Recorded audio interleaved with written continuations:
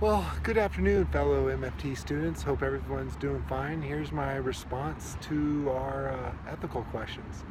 I wanted to try to do something a little bit different today, so I came outside enjoying the sun, enjoying the nice weather here in Sacramento, California. Before I jump into what my ethical question was, I think it's very important to point out that to get over here in the state capitol, that I walked over through a firefighter memorial, the Vietnam War memorial, over behind me, which you can't see, it's that way, is a big another memorial just for basically unity here in Sacramento and California as a whole. So I feel blessed for being here.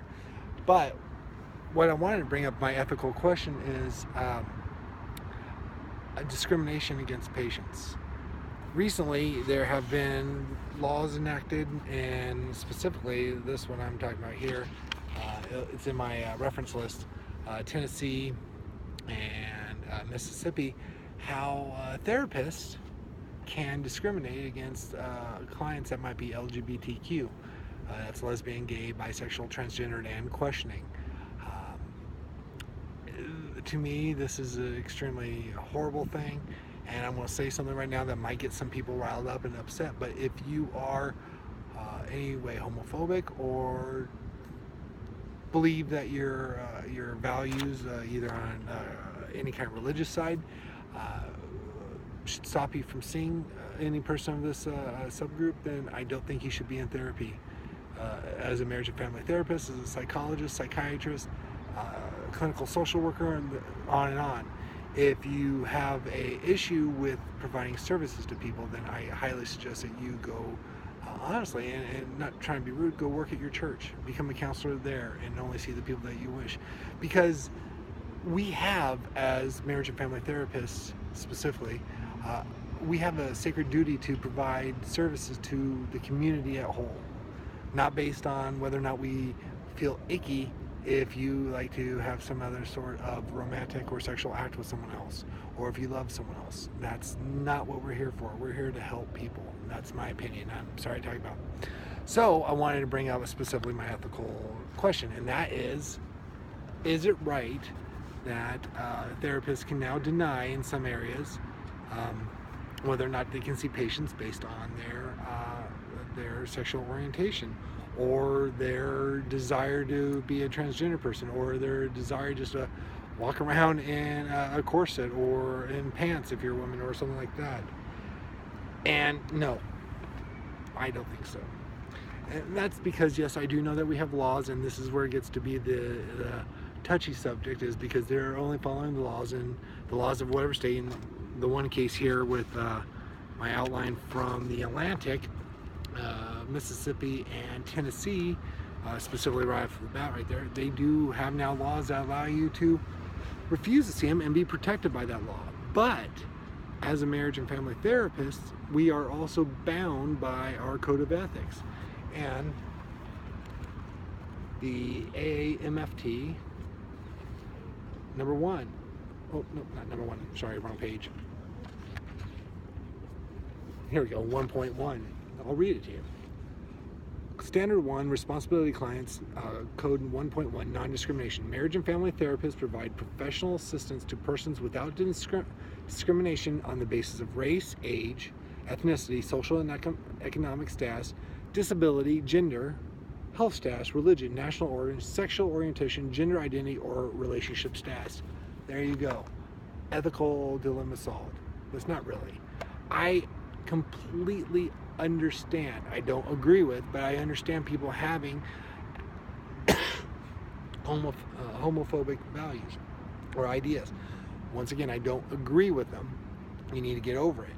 But I see where, after many years of drilling it in that two men loving each other, two women loving each other, so on and so forth, is icky, basically.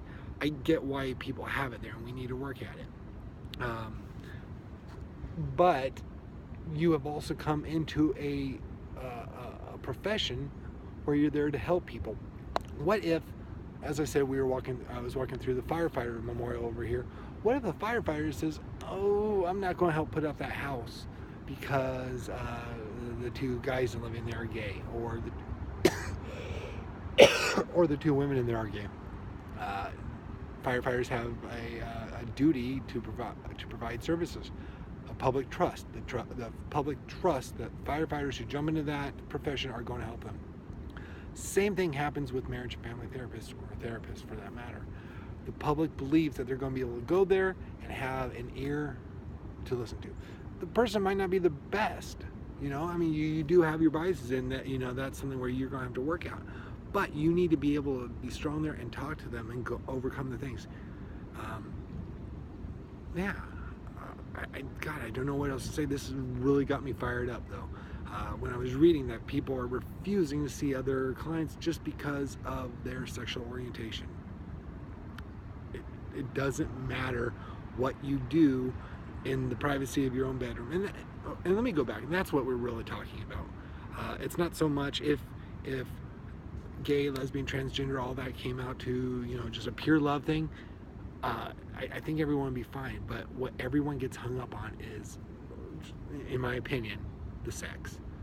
Two guys getting together in a naked way, they find yucky. Two women getting together in a naked way. A person feeling that they're a woman and wanting to have a sex change, and so they change their genitalia. That's the yucky way. And that's what people, I think, have the hang up on. It's icky to them. And that's my word, and I don't agree with that. Once again, it's not my business. I'm there to help someone. And I think everyone else who gets into this profession should. If not, I don't think you should be in the profession. Another thing I want to bring out here is, because I'm specifically in California, I just want to let you know, California has our own ethical codes called CAMP, or California Associated Marriage and Family Therapists.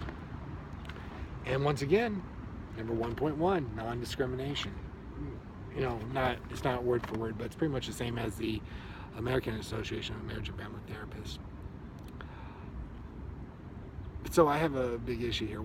Now, if I ever came up to that point as a therapist, and let me back up and pretend like I have some homophobic issue, and I needed to get over that, and let's say I don't live in Tennessee or Mississippi where this happens. Let's say we live in California, where I can't discriminate based on that, and the law doesn't protect me to.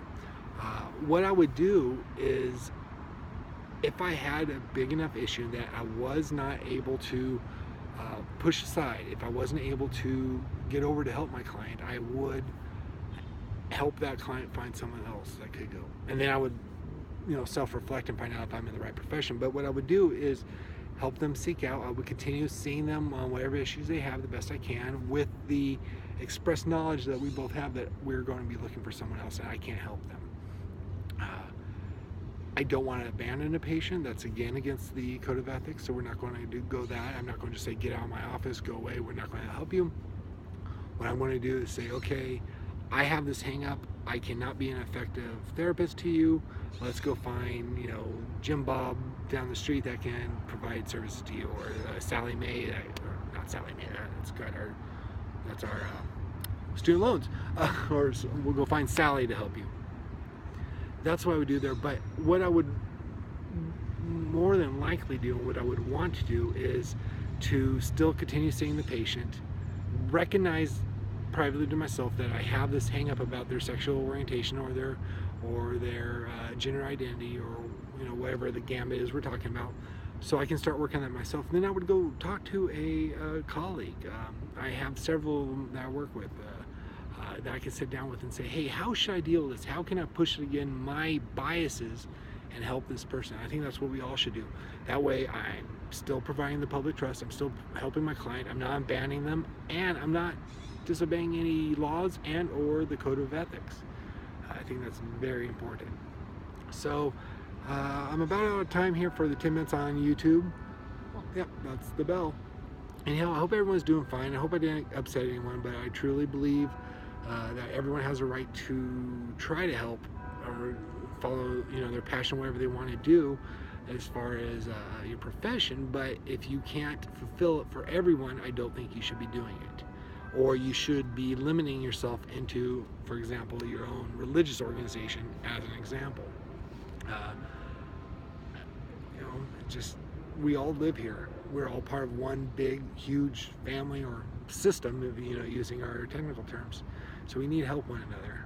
That's my opinion. Anyhow, hope everyone's having a great day. Talk to you later. Bye. Oh, look for my references. Oh, I should tell you my references. Print them out, Code of Ethics, CAMP, and AMFT. Then this is an article from The Atlantic, when doctors refuse to treat LGBT patients. And then also, this other one is from the Journal of Marital and Family Therapy. To refer or not to refer, exploring family therapists' beliefs and practices related to the referral of lesbian, gay, and bisexual clients. There is so much information out there that can help a therapist, first of all, get over their own things, and then also how to deal with a client that you might feel uncomfortable with. So